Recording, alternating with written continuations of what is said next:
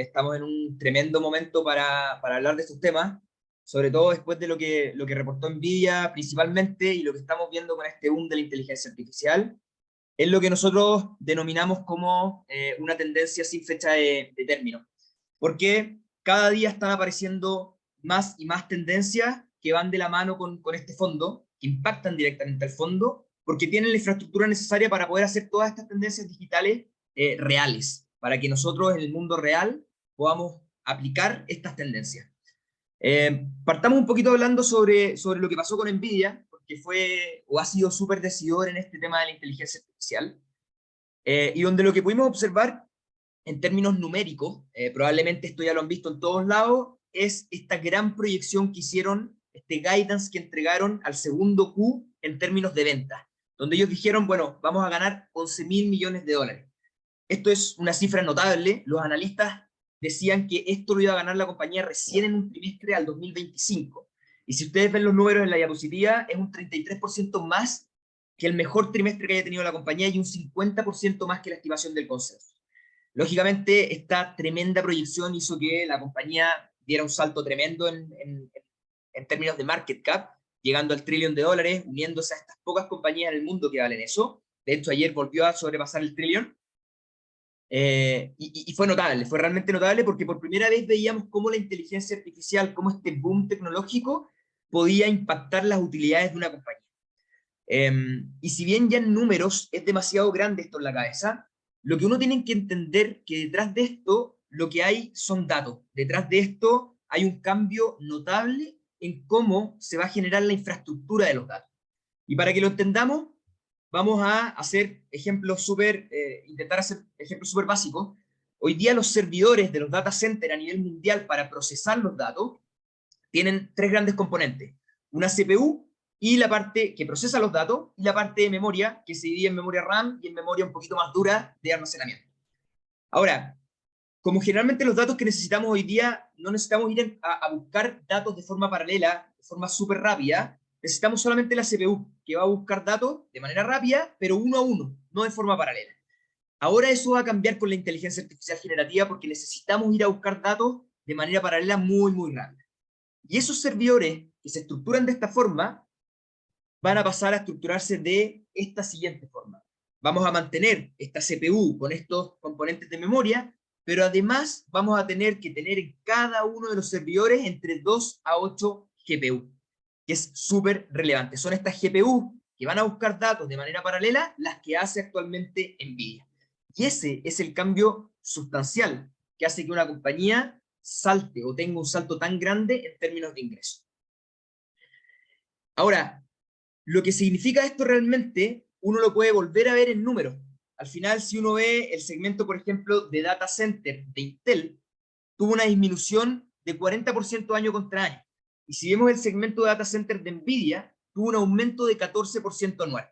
Entonces, año contra año, perdón. Entonces, aquí vemos realmente este cambio. Intel vende CPU, NVIDIA vende GPU. Y se puede volver a ver en números lo que yo les hablaba en la diapositiva anterior. Al final, este cambio entre CPU y GPU.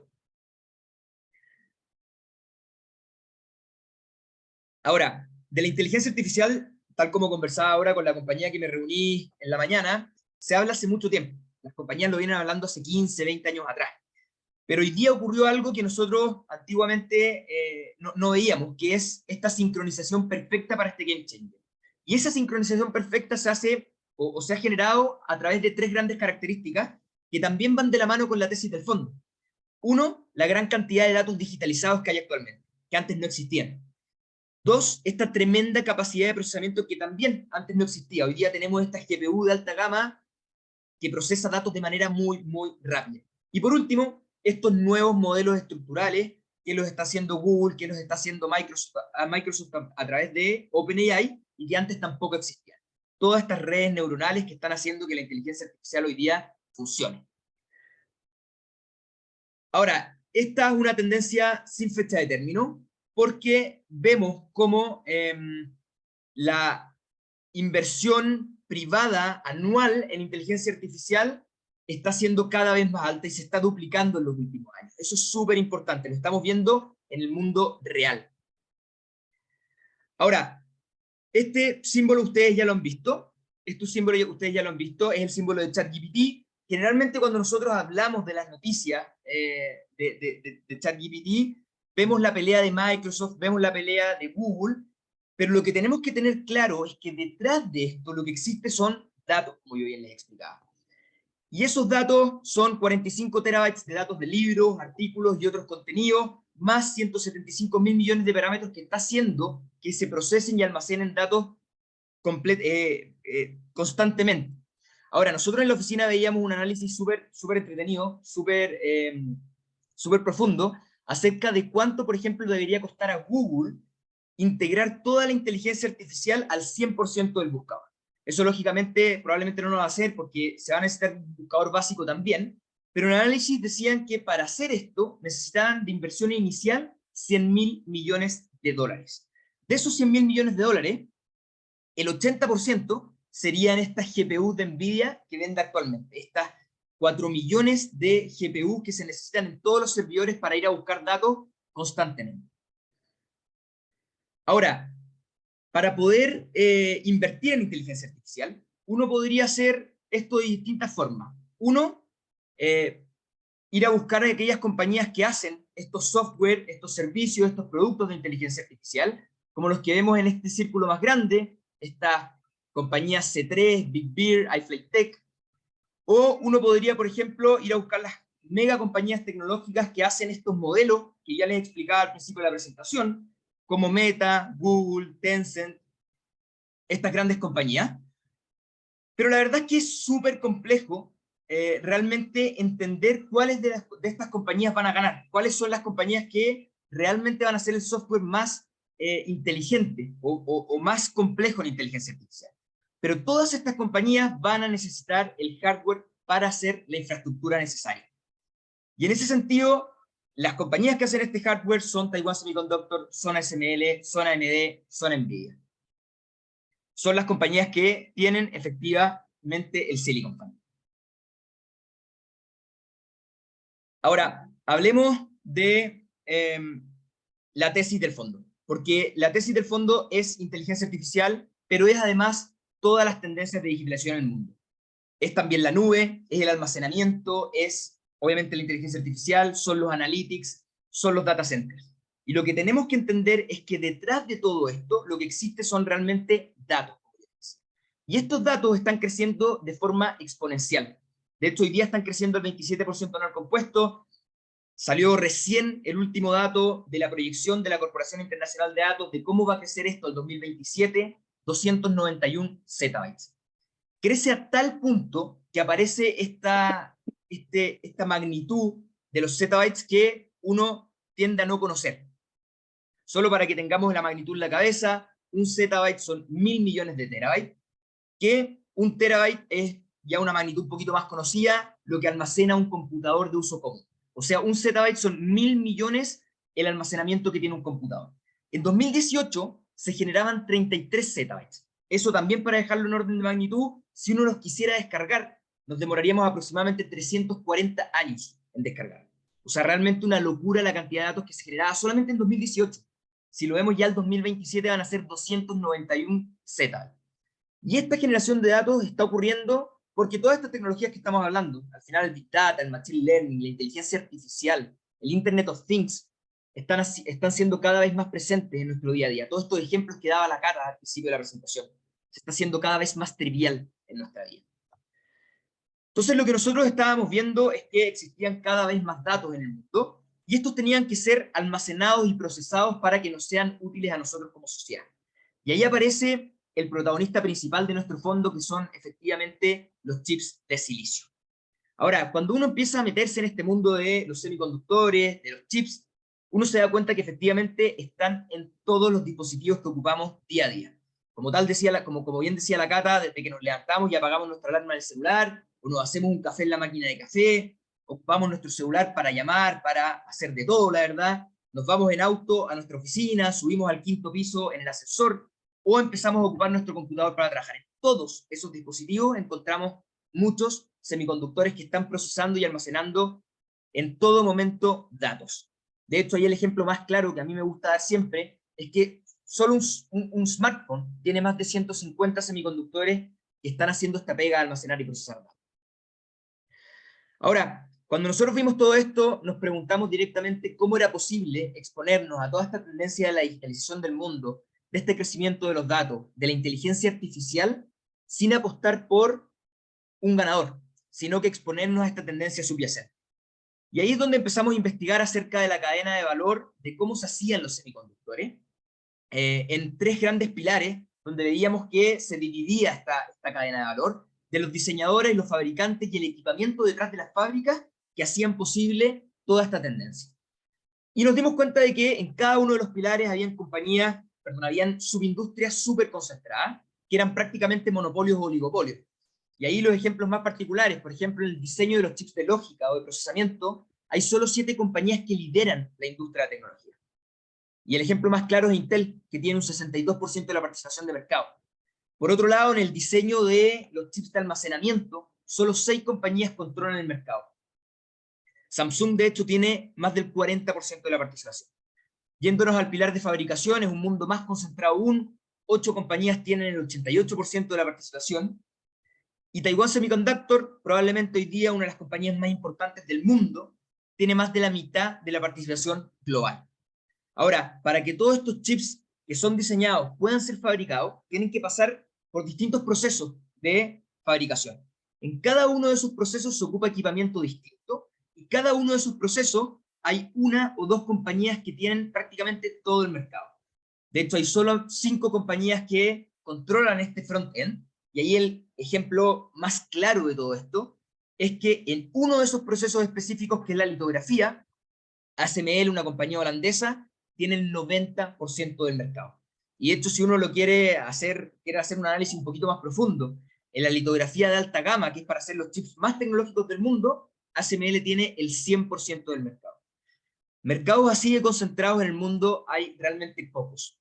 Hay realmente pocos. Y esta industria es demasiado concentrada. Y esta concentración se ha hecho durante la historia. Lo que vemos en pantalla es la cantidad de compañías que eran capaces de hacer los chips de procesamiento más tecnológicos del mundo en cada uno de los periodos. A modo de ejemplo, en el 2000 habían 26 compañías que podían hacer los chips más tecnológicos del mundo. En el 2010, solamente 10 compañías. Y si nosotros vemos esta foto hacia adelante, esto no ha hecho nada más que agudizarse. De hecho, hoy día hay solamente 2 compañías, Samsung y Taiwan Semiconductor, que son capaces de hacer estos chips más tecnológicos del mundo. Estos chips que tenemos, por ejemplo, en los autos autónomos, en los teléfonos, en mercados súper específicos. Ahora, ¿cuál es el motivo detrás de esta concentración de la industria? La verdad es que seguir avanzando en tecnología es cada vez más complejo y cada vez más caro. Y aquí aparecen dos leyes súper importantes para este mundo que nos ejemplifican esto de la complejidad y esto de lo caro que está haciendo hacer estos chips. Y ahí aparece la primera ley de Moore, por ejemplo, que nos dice, en palabras súper simples, que a medida que pasa el tiempo, los chips deberían ser más eficientes, tanto en términos de poder como en energía. Y el ejemplo más claro de esto es que los chips que tenemos, o los teléfonos inteligentes que tenemos hoy en día, son mucho más poderosos, mucho más eficientes que las computadoras que llevaron al hombre a la luna en 1970. Entonces es realmente impresionante cómo esto ha ido avanzando. Obviamente seguir avanzando en esa tecnología es cada vez más complicado también en términos de know-how. Cada vez es más difícil hacer estos chips más chicos y más poderosos. Pero no solamente en términos de know-how, sino que también es cada vez más caro.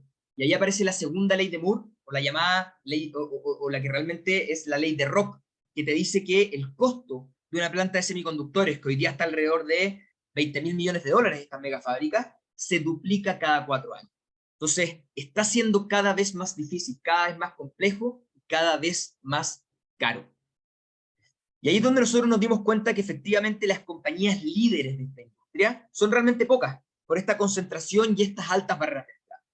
Y hoy día en nuestro fondo tenemos las 19 compañías líderes de cada uno de los pilares de importancia dentro de la tendencia de la digitalización. Al final, el almacenamiento, el procesamiento y la manufactura de la digitalización del mundo, de la infraestructura que hace posible todas estas tendencias que hablábamos durante el inicio de la presentación. Ahora, nosotros transportamos toda esta información a hacer un portafolio, pero para alejarnos un poco de los sesgos emocionales que tenemos todos como personas, decidimos ponerle reglas al portafolio. Y lo primero que dijimos fue, bueno, nosotros no queremos, ya dijimos al principio de la presentación, apostar por una sola compañía, sino que queremos exponernos a la tendencia subyacente. Y esa tendencia, para poder exponernos a esta tendencia, decidimos que todas las compañías pesen lo mismo dentro del portafolio, hacer un portafolio equal weight. Y para que esto se mantenga en el tiempo, hacemos un rebalanceo anual para que todas aquellas compañías que les ha ido muy bien, poder bajar el riesgo de aquellas compañías y volver a que pesen lo mismo y seguir expuestos a la tendencia subyacente. Esto acompañado de un manejo disciplinado del riesgo. Nosotros como compañía creemos también en el momento de las compañías, por ende no las bajamos de inmediato a su peso objetivo, sino que dejamos que corran un poco y cuando llegan a un porcentaje en específico volvemos a disminuirla. Y que hacemos a través de también una investigación día a día, semana a semana, mes a mes, de las dinámicas que van ocurriendo en la industria para ver si alguna compañía nueva está agarrando un rol importante dentro de la tendencia de la digitalización. Ahora, como podrán haber visto durante lo que llevamos de presentación, esta realmente es una tendencia que tiene una industria única detrás. Y es única principalmente por tres grandes características que comparten con esta sincronización perfecta que yo les decía de la inteligencia artificial. Y esas tres características son, uno, que persigue esta tendencia con constante crecimiento. Al final este gráfico que nosotros veíamos al principio de la presentación de cómo están creciendo los datos en el mundo, que es realmente impresionante. En segundo lugar, estas altas barreras de entrada, decíamos, esta gran capacidad que se necesita para hacer estos chips y esta gran cantidad de dinero, están haciendo que las barreras de entrada no solamente sean altas y que se mantengan altas en el tiempo, sino que sean cada vez más altas. Y que eso tiene como efecto principal que la industria se concentre cada día más. Que en efecto los incumbentes de la digitalización del mundo, de la inteligencia artificial, de estas compañías que hacen semiconductores para hacer la infraestructura necesaria, sean cada vez menos. Y que al final el efecto que tiene esta concentración de industria es que las utilidades de la digitalización del mundo se concentren cada día más. Y eso es lo realmente importante. Pasemos a ver ahora las dinámicas que están ocurriendo o que han ocurrido a finales del año 2022 y a principios de este 2023, porque nos va a dar miras de una recuperación de la industria. Vamos a ver que esta industria está creciendo, pero es una industria de naturaleza cíclica. Hoy día estábamos pasando por el valle de esta ciclicidad y vamos a ver una recuperación en la segunda mitad del año, probablemente. Y esa recuperación de la industria, junto a estas tendencias que están apareciendo como la inteligencia artificial, van a impulsar las utilidades de las compañías hacia arriba. ¿Qué ha pasado a finales de año y a principios del año, a finales del año 2022 y a principios del año 2023? Primero, una desaceleración del consumo de dispositivos electrónicos que ha generado una corrección de inventario. En segundo lugar, ¿qué están haciendo las compañías ante este contexto macroeconómico complejo? Y por supuesto, la confrontación Estados Unidos y China con el punto principal de los semiconductores en el centro de la redundancia. Partiendo por esta desaceleración del consumo, esta desaceleración del consumo, vamos a ver que es súper importante destacar que tanto los computadores como los smartphones son una parte importante de este mundo de los semiconductores. De hecho, comprenden cerca del 40% del mercado de los semiconductores como un todo. Entonces, ver estas métricas de envíos totales de computadores, también de envíos totales de smartphones, es súper relevante para entender la industria. Y lo que estamos viendo es que en 2022 vimos una disminución de cerca del 10% en comparación al 2021, y en 2023 se proyecta una disminución de prácticamente un 5,6%, allegándonos un poco más a esta base instalada que nosotros veíamos previo a la pandemia. Lo interesante es ver que finalmente los puntos extraños de estos envíos totales los vimos en 2020 y 2021, porque nos fuimos a la casa a trabajar y necesitábamos más computadores en el mundo. Esto se está corrigiendo y nos vamos a ver un poquito más cercanos a lo que había el 2019. Ahora, En el caso de los smartphones, vimos un escenario similar en el año 2022, donde vimos una desaceleración de un 9% en comparación al 2021, pero ya veríamos crecimiento para el año 2023, con un crecimiento de prácticamente un 3%. Esto principalmente por dos grandes motivos. Uno, mayor penetración del 5G en mercados emergentes, y por otro lado, la premiumización de los usuarios. Los usuarios, nosotros, estamos buscando cada vez más teléfonos de mejor calidad, y eso está haciendo que, lógicamente, el mercado crezca. Ahora, si bien va a volver a crecer el mercado de smartphone, estamos en una parte donde vemos una desaceleración del consumo. Y esa desaceleración del consumo ha generado de que la prensa en general hable de que las compañías de semiconductores tengan altos inventarios. Eso, de cierta manera, es real, pero uno, para hacer un análisis un poquito más exacto, tiene que hacer un análisis más profundo. Y ahí es donde uno tiene que segmentar las compañías que están en el lado de la lógica, del procesamiento y los análogos, y las compañías de memoria. Y donde vamos a poder observar que efectivamente las compañías que están viendo alto inventario son las compañías de memoria, y no así las compañías de procesamiento. Y eso por una razón súper lógica. Al final, las compañías de memoria están más expuestas a este mundo del consumo discrecional. Son las compañías que son más cíclicas dentro de esta industria, que es de naturaleza cíclica. Ahora, a pesar de esta corrección de inventario, donde lógicamente aumentan los inventarios y caen los precios de los semiconductores, especialmente los de memoria, ya se está viendo una cierta recuperación, y lo están viendo los protagonistas de la industria. De hecho, el CEO de Micron decía en el último reporte de la compañía que ellos ya veían una recuperación para la segunda mitad del año. De hecho, lo otro que hay que tener en claro es que esta industria cíclica es natural que ocurra esta ciclicidad cada 4 o 5 años, que es lo que vemos en esta tabla en pantalla. De hecho, la disminución de ventas dura aproximadamente entre 12 a 15 meses en el mundo de los semiconductores, esta ciclicidad. Si nosotros nos paramos en agosto del año pasado hasta mitades de junio de este año, hasta hoy día, nos vamos a dar cuenta que ya llevamos aproximadamente entre 10 a 11 meses de disminución en ventas. Entonces, a través de esto y lo que están diciendo los protagonistas de la industria, nos hace entender a nosotros que deberíamos estar en el final del camino de este valle de la ciclicidad. Y no lo dice solamente el CEO de Micron, sino que lo dice también el CEO de NVIDIA, lo dice Taiwan Semiconductor, lo dice la Corporación Internacional de Datos, y lo estamos viendo también en las compañías que ensamblan hoy día los semiconductores, que hace 2 días atrás leí una noticia de que ya están viendo una mayor utilización de sus fábricas. Si las compañías de ensamblaje están viendo mayor utilización de fábricas, es porque les está llegando mayor cantidad de semiconductores, y por ende los inventarios se están recuperando. Entonces se está viendo una recuperación. De hecho, como bien yo les decía, aquí podemos ver este crecimiento de la industria desde 1996 hasta 2023, en términos porcentuales, año contra año, en la línea roja, y en términos absolutos en la línea azul. Y efectivamente lo que vamos a ver aquí es que nos encontramos en este punto más bajo, a marzo del 2023, de una disminución en ventas de 21% año contra año, contra el 2022. Pero lo interesante de este gráfico es que esta ciclicidad de la industria ha tendido a ser más estable a medida que se ha ido concentrando la industria. Estos valles y estos picos que vemos a finales en esta última década son mucho menos volátiles que los picos y los valles que veíamos en las décadas anteriores.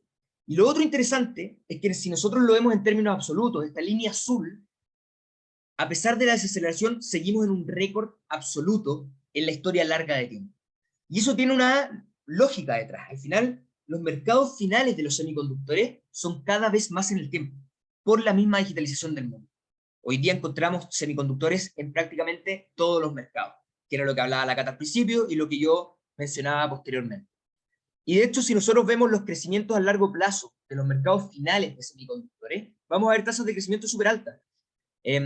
Por ejemplo, la industria automotriz hacia el 2030 se proyecta un 14% anual compuesto. Esto no quiere decir de que la industria automotriz se vayan a vender más autos, o sea, autos a un 14% anual compuesto es el futuro, sino que los semiconductores en los autos van a crecer a un 14% anual hacia el 2030. Y eso principalmente guiado por la automatización, o sea, los autos autónomos, perdón, la electrificación de los autos, que son autos que van a tener muchos más sensores que los autos comunes y corrientes, que los autos a combustión. Por otro lado, tenemos la industria, el mercado de las industrias con la automatización, la robotización, que crecería el 12% en el compuesto del 2021 al 2030, los data centers, y ya los mercados más maduros como las comunicaciones, los smartphones y los computadores, que crecerían a tasas un poco más bajas. Pero todo este crecimiento de todos estos mercados finales nos llevaría a que la industria tenga un valor de 1 trillón al 2030. Hoy día en revenues tiene un valor de cerca de 650.000 millones de dólares. Entonces la industria está creciendo. ¿Qué están haciendo las compañías ante este escenario de la desaceleración del consumo y que nos da una mirada de esta concentración de la industria también? Como hoy día la industria es más concentrada, tienen la capacidad, los incumbentes, de restablecer la oferta y la demanda si se ponen de acuerdo de manera mucho más rápida. Y lo que están haciendo es bajar el capital a invertir. SK Hynix, Intel, Western Digital, Taiwan Semiconductor, algunos ejemplos que dejé en pantalla, están disminuyendo su CAPEX a invertir para el año 2023 o en periodos un poquito más alargados de tiempo, como el caso de Intel, que lo dice desde el 2023 al 2025. Lo otro interesante de esta diapositiva es ver qué está pasando con Samsung. Esta línea azul, que como ustedes podrán ver, a pesar de que las otras compañías están disminuyendo su CAPEX, estos lo estaban subiendo a finales del 2020. Y lo que estaba pasando aquí es que Samsung dijo, bueno, si mis competidores, son dos, están disminuyendo su capital a invertir, están bajando sus ratios de utilización de fábrica, yo voy a seguir invirtiendo porque quiero ganar participación de mercado. Y eso lo habían hecho en el pasado. Querían hacer una victoria pírrica, no les importaba si el precio de la memoria bajaba, yo quiero ganar participación de mercado. Ahora, a diferencia de lo que ocurrió en el pasado, hoy día Samsung, en el primer trimestre del 2023, dijeron, bueno, vamos a parar esto, los precios se están desplomando, y vamos a disminuir nuestros ratios de utilización de fábrica, y vamos a disminuir nuestro capital invertido. Esto te da muestra de que efectivamente la industria está más concentrada, y que se pueden poner de acuerdo para restablecer la oferta y la demanda mucho más rápido que en el pasado. Ahora, la gran pregunta que nos queda a nosotros con esta disminución del CAPEX es, bueno, ¿cómo va a crecer la industria si es que están disminuyendo su capital invertido? Pero la verdad es que si nosotros vemos los números, la actualización de proyecto de expansión muestra una inversión de 420 billones, prácticamente 3/4 de lo que vale la industria actualmente hacia el 2025. Y eso se va a traducir en mayor capacidad en los distintos tipos de memoria, como también en los distintos tipos de lógica o procesamiento.